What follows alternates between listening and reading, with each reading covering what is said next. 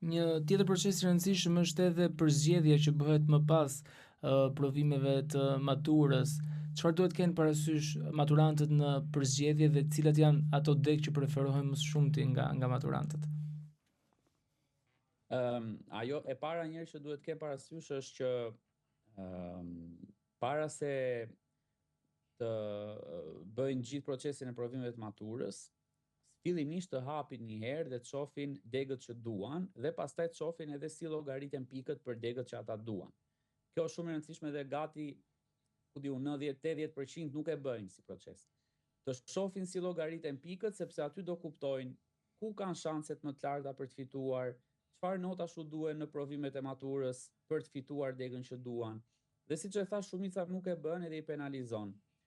Duke bërë këtë, ata do shohin për shembull që në një degë të caktuar që ata duan të fitojnë, provimi me zgjedhje i biologjisë për shembull mund të ketë peshë shumë të madhe dhe duhet të japin një fokus të veçantë biologjisë dhe përgatitjes për atë provim. Po ju marrni një shembull se formulat e llogaritjes pikëve janë të ndryshme për secilën degë studimi. Kështu që fillimisht një kontroll i tillë unë e konsideroj që duhet se s'bën. Pastaj zgjedhja e degës është shumë e vështirë. Nuk është se ne këtu mund të ofrojmë një orientim si me të plotë dhe të uniform të saktë për të gjithë. Cili ka specifikat e vet, po do u thosha personalisht që të një degë që u pëlqen dhe të mos varet vetëm tek pjesa e rrogës ose popularitetit që ka dega. Për shembull për informatikë, programimin, vite që konsiderohet degë mirë, ka vite që trumpetohet, pra shkojnë shumica atje, po në fund vitet rrezikohen nga AI. Kështu që janë gjitha faktorë këto që duhet i konsideroj. Dhe unë për shembull sot nuk i sugjeroj më njerëzve ose maturantëve që futu shkoni te informatika, se më përpara mund t'ja sugjeroj edhe një pjesë edhe e gjeni veten. Tani nuk ja sugjeron dot dikujt që nuk ka baza shumë të forta. Pra nuk do zgjidhja më degë informatike nëse nxënësi nuk ka baza shumë të forta që në gjimnaz. Se tani është shumë e vështirë. Po flas për informatikën se është dega më e përzgjedhur. Domethënë vitet e kaluara ka qenë number 1 në numër 1 më e përzgjedhura në rang kombëtar. Tani ka ndryshuar çik struktura sepse ka vajtur interesit e degët praktike. Për shembull, ka vajtur interesi tek degët e mjekësisë, te mjekësia e përgjithshme, te infermieria, kuar te inxhinieri, kupton sepse janë degë më praktike, në një farë forme nuk rrezikohen as nga inteligjenca artificiale. Dhe ka rënë interesi, nuk po them rënë tek degët e informatikës. Po prap do kemi regjistrime edhe aty, po nuk do jetë siç ka qenë disa vite më përpara që mbaronin kuotat për çështje 2 ditësh, 3 ditësh.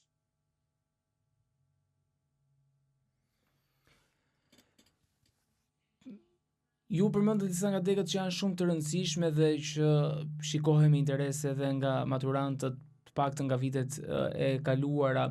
Mendoni që inteligjenca artificiale ju e përmendët paksa në fund mund të ndryshojë edhe përzgjedhjen e tyre, pra frika ndaj të ardhmes mund t'i bëjë akoma më shumë studentët ose në këtë rast maturantët të mendojnë më gjatë për të ardhmen e tyre, edhe do të reflektohet ky fenomen këtë vit, duke qenë se inteligjenca artificiale në këtë vit ka marrë një hovë të madh? Po. Do reflektohet, unë kështu mendoj. Shikoj, inteligjencën artificiale kemi pasur për rreth 3-4 vite tani, 3 vite, diçka e tillë. Po në nivelin keni drejt kur thoni se në nivelin aktual, domethënë për momentin është në nivelin më të lartë që ka qenë ndonjëherë, domethënë në popularitet. Kështu që normalisht do indikoj të gjitha, jo vetëm procesin aplikimit universitar, po edhe shumë faktorë të tjerë që lidhen dhe me arsimin dhe me provimet e tjerë.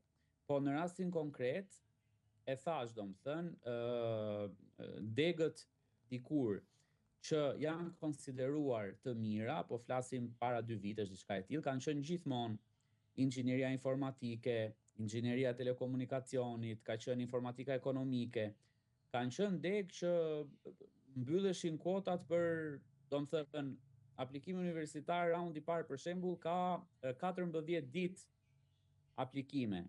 Te këto degë që ju thash mbylleshin kuotat për 2-3 ditë. Ndoshta edhe më shumë, po te ato që janë më popullore mbylleshin 2-3 ditë, 4 ditë, 5 ditë. Tani, duke qenë se është futur AI dhe ka lvizur pak fokusi nga këto degë, ka shkuar në degë të cilat janë më teknike, të cilat janë më të vështira të zëvendësohen nga AI. Për shembull, një mjek nuk e zëvendëson kurrë AI. Sado i mirë të jetë AI, gjithmonë mjeku do jetë ai që do vendosi të paktën për të ardhmen e afërt, se në 2100 nuk e dim çfarë mund ndodhi. Mund dali në një robot, në një mjek me AI që e nxjerr komplet pa vlerë mjekun si njeri, po tani për të ardhmen e afërt nuk zëvendësohet. Dhe kjo është edhe me infermierin, kjo është edhe me stomatologun, edhe me, ku di unë, disiplinat të tjera, farmacistin. Kështu që në këtë kontekst, aty ka shkuar tani interesi, është më tepër te degët mjekësore, është tek ato degë që se s'bën duhet të jetë edhe një njeri, dhe AI mund të jetë ndihmë më madhe, po duhet të jetë edhe një njeri që e zbaton ose që e bën punën. Për shembull arkitektura, inxhinieria e ndërtimit, po edhe te drejtësia për shembull, vërtet AI e bën punën e një juristi ose avokati ose ku di unë shumë mirë, po për të qenë avokat të duhet licenca. Për të qenë psikolog, vërtet AI mund të jetë psikolog i mirë, po të duhet licenca. Kupton? Pra, nëse nuk i bëjmë këto, nëse nuk i studiojmë në shkollë, nuk marrim dot licencën dhe nuk bëjmë dot rolin e juristit, as rolin e psikologut pa shkollë. Kështu që janë ca degë që vërtet po kërcënohen nga AI, po nuk mendoj që ende është në atë fazë sa të nxjerri për shembull degët e informatikës të nxjerri me shumë pak aplikime apo me shumë pak interes. Dhe unë e thash në fakt, informatika, i programimi, se ke edhe informatikë që merret me pjesë fizike të kompjuterit, hardware, ke edhe që merret me rrjetat kompjuterike, këto nuk zhduken. Nuk ka ku të shkoj, një që merret me rrjeta do lidhi kabla, do lidhi sisteme, nuk e bën dot AI. Kështu që këto që janë më të zëvendësueshme nga AI është inxhinieria informatike, pra që je totalisht programues në pak fjalë, dhe degë të tjera të kësaj forme. Degët e tjera nuk është se preken, pavarësisht të mund zëvendësohen. Siç u thash, avokati, financieri, kontabilisti, janë profesione me licencë, nuk zëvendësohen dot. Siç zëvendësohen disa profesione të tjera. Kështu që për momentin me sa shoh te statistikat, sepse këto mund të ndryshojnë në momentin që vjen aplikimi universitar, për momentin degët më të kërkuara janë të mjekësisë dhe pastaj inxhinieria e ndërtimit, arkitektura etj. E kanë lënë çik pas informatikën. Zoti Tabaku, dhe një pyetje të fundit, më duket si përsëritje, por duke qenë se kemi të bëjmë me interesin e maturantëve, ndoshta shpeshherë edhe gjatë bisedës mund të bijem në përsëritje. Si bëhet pikëzimi? Ju thatë, si një maturant mund të bëj pikëzimin e pikëve në mënyrë që të kuptoj nëse është fitues apo jo në projeksionet e ardhshme për degën që ai dëshiron. Për të bërë llogaritjen e pikëve ka dy mënyra. Mënyra e parë është që ata kërkojnë në Google, për shembull Universiteti Politeknik i Tiranës, kriteret e pranimit, dhe dokumenti që u del përmban gjithë formulën se si llogariten pikët për degët e Universitetit Politeknik.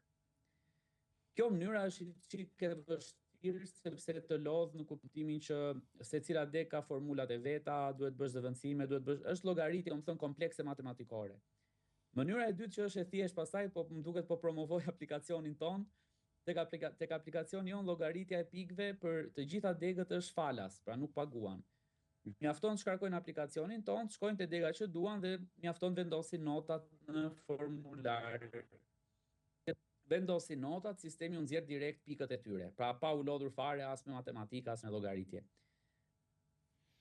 Zoti Tabaku, faleminderit shumë për këtë intervistë, faleminderit shumë për këshillat që ju dhat, dhe kam përshtypjen që do i monitoroni nga afër gjithë procesin e provimeve të maturës dhe shpresojmë që të jetë më i mbar dhe më i suksesshëm se sa vitet e tjera. Faleminderit shumë juve që i kushtoni rëndësi një procesi kaq të veçantë dhe të rëndësishëm dhe ne ju urojmë suksese të gjithë maturantëve për provimet që po vijnë. Faleminderit. Ky podcast vjen për ju me mbështetjen e X1, Philip Lane Residence dhe 1001 Solutions.